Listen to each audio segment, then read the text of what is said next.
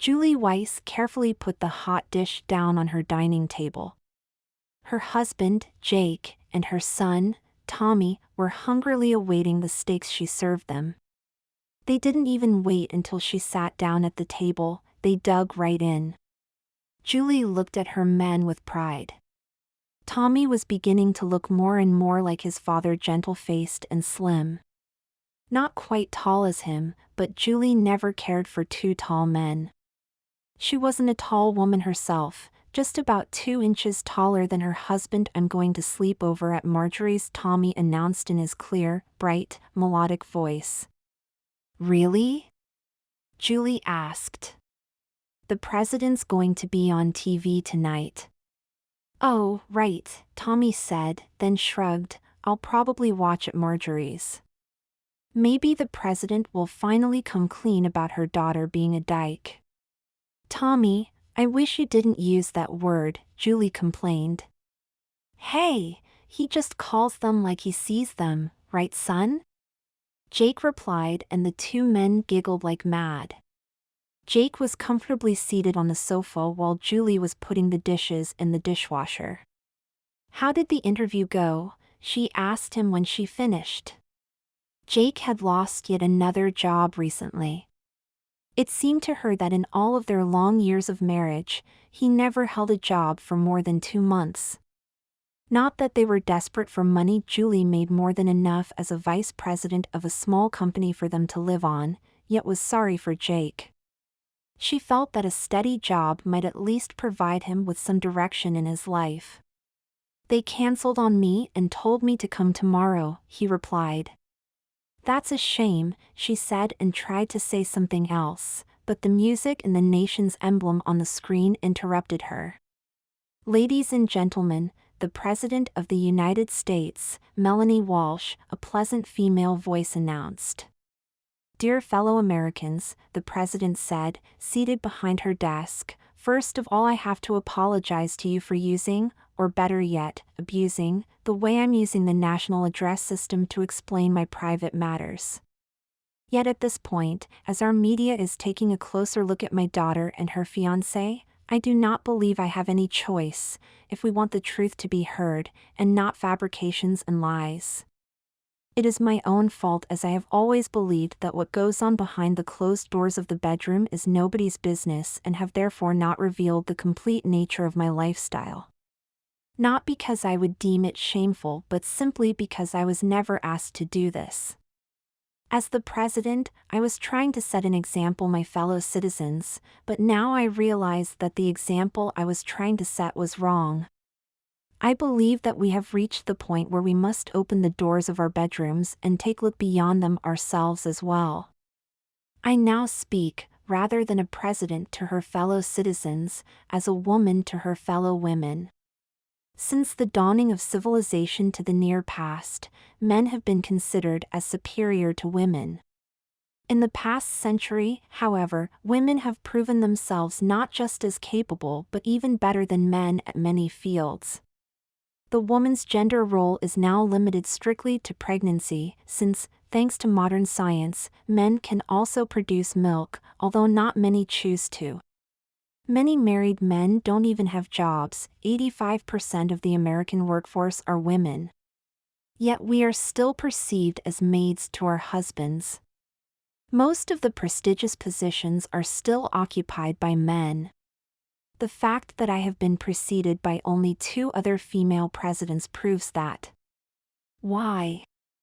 I ask you. For what reason? For no other reason than that this attitude is a remnant from the past. The public image that men try to project is the only reason. In the past it might have worked on account of their physical appearance, but for the last couple of generations, the average woman is both taller and stronger than the average man. This fictive superiority of men is caused by us not opening the doors of our bedrooms. This means that the women that are able to stand for themselves are not noticed and therefore cannot serve as an example for others, who try to fit in a society that can only judge by the images they see. I have decided to put an end to that, and I hope that many women will follow my suit. Ladies and gentlemen, I present to you my husband, David. The camera panned out so that the viewers could see who the president was pointing at. Beside her desk stood her husband, dressed in a bright red suit consisting of a tailored jacket and a knee-length pencil skirt, his brown hair falling prettily around his immaculately made-up face. Or Mr. Melanie Walsh, as he is legally called, the president continued, as the camera zoomed in. Yes, my fellow citizens, it may appear to you that my husband is in fact a woman. But I assure you that he is a man. He does have breasts because we have both nursed our daughter. He is wearing a skirt and a silk blouse underneath his jacket, but bear in mind that this is the men's idea of women's clothing. Their idea of clothing of the weaker, subordinate sex. She paused and took a sip of water before continuing. For millennia men have made us wear clothes that made us appear attractive to them, not rarely at the cost of our discomfort, if not hazards to our health. But bear in mind that my talk tonight is not about revenge. It is not about women's clothing signifying the weaker sex. I strongly reject the idea of either of the sexes being weaker or subordinate, but if one of them has to be, it certainly won't be the female sex. Her voice and stance toughened. And if clothing would signify the weaker sex, I would not be giving this address wearing a skirt and 3-inch heels as I am now. It is about men's clothing signifying the dominating sex in their minds. We could foil their attempts at dominating us simply by wearing men's clothing, but why should we give up our favorite dresses and silky lingerie just to show them they're wrong? Where would be the fun in buying shoes then? That way we would simply have to wear something we normally wouldn't because of our men. She pointed a forceful finger at the audience. The right solution is for men to abandon their current fashion. Now I cannot force anyone to wear any particular type of clothing. I haven't forced my husband into skirts, I simply told him I'd prefer him dressed as he is. Just as my daughter, Sally, has done with her fiancé Jeremy. The camera backed out again. At the other side of the desk, the president's daughter, dressed in an elegant white pantsuit, was holding hands with her boyfriend who was wearing a short pale pink silk dress. Both were beaming with joy, although the boyfriend seemed a little shy appearing on TV. The camera zoomed in again. To show his immaculate makeup and soft, pretty eyes. The president continued. I have revealed this not because of the allegations made about our daughter's sexual preferences, but because while it certainly seems otherwise, I do believe ours is not the only such case. And chiefly, because the work performance of the American woman is hampered because she is overburdened by having to do 2 jobs, one at her workplace and one at home. I am speaking as the president to her fellow citizens when I say this to the American men: stop acting macho and get off your silly little asses. To the American women, I would like to give an advice that has been passed on through the women of my family for generations: men are like children. No matter how much you love them, you have to put them over your knee from time to time. It's for their own good. She took another sip of water and concluded. I thank you sincerely for your patience and wish you good night. That woman just might be onto something, Julie muttered and went to pick up the phone. Hello, Marjorie, she said into the receiver. Yes. You did, didn't you? I don't know, I hope I don't have to, but if I do, I will. Listen, are you busy tomorrow? I was wondering if you could do me a little favor. Great, that's exactly what I had in mind. Thanks. See you tomorrow then. Bye. Jake was petrified as he watched Julie walk towards him with her newfound confidence. That interview tomorrow, she began, I don't want you to go. Why not? Marjorie will be taking you and Tommy to the mall. You need to get some proper clothes, Julie replied calmly. But Jake began, but Julie cut him off. The only but in this conversation is a well-spanked one. It's time for me to lay down the law. Saying that, she effortlessly picked him up, unbuckled his pants, placed him over her knees and spanked him firmly. Good evening, ladies and gentlemen, my name is Jeffrey Owens and these are the 8 o'clock news, said the anchorman, dressed in a beige silk blouse. A week after President Walsh's address, she has made further steps in her equality program. With the help of the Surgeon General, she has begun promoting nursing among men with tax cuts and child support services.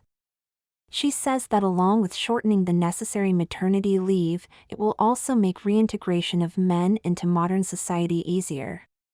More later, but first let's hear from Tracy Mills. Over to you, Tracy. Thanks, Jeffrey. Good evening, said the reporter standing in front of some crowded town square. We usually don't talk about fashion this soon in the evening, but it seems that not only in the USA, but all over the world, virtually all men have accepted their new dress code, as much as they were able to buy suitable clothes. Despite the hyper-production of the textile industry, there is still a shortage of smaller sizes. Apart from not being able to supply the wanted articles, they are faced with tons of clothes they simply cannot sell. Thank you, Tracy. Lines at the malls aren't the only ones caused by the president's last week's address. With her instruction to the registrars that the husband should assume the wife's last name unless stated otherwise, couples from all over the country are rushing to get their last names changed to the maiden names of the wives. However, there is a growing number of cases where the husbands change not only their family names, but also their personal names to their wives' names. More from Mark Anderson. A young man appeared on the screen, holding the microphone in one hand while trying to keep his veiled straw hat on his head with the other on his blue floral dress fluttering in the wind. Before he could speak, Julie turned off the television. Jake had called her and Marjorie to the table. You thinking of changing his name too? Marjorie asked her. I was for a while, but it would be only confusing to have 2 Julys in the house. Maybe I'll have him called Jane though. How about you with Tommy? I feel the same way. Maybe I'll just change the Y into the I, Tommy. Or Tammy. We'll see. I already have him on the milking program, though. Oh. Are you expecting? No, Marjorie answered, but I do plan him to wear a low-cut gown on our wedding. You know, now that you've mentioned it, Jane could do with some cleavage. Jake came over to them, dressed in his tight satin dress, swaying on his 3-inch heels. Are you two coming or what? He asked. Sure, Jane, relax, Julie answered, smoothing out her skirt as she got up. She linked hands with her husband and proudly watched Marjorie embrace their son, so pretty in his white flouncy silk blouse and red and white polka dot full silk skirt. You know, I was sure that woman just might be onto something, she muttered contentedly.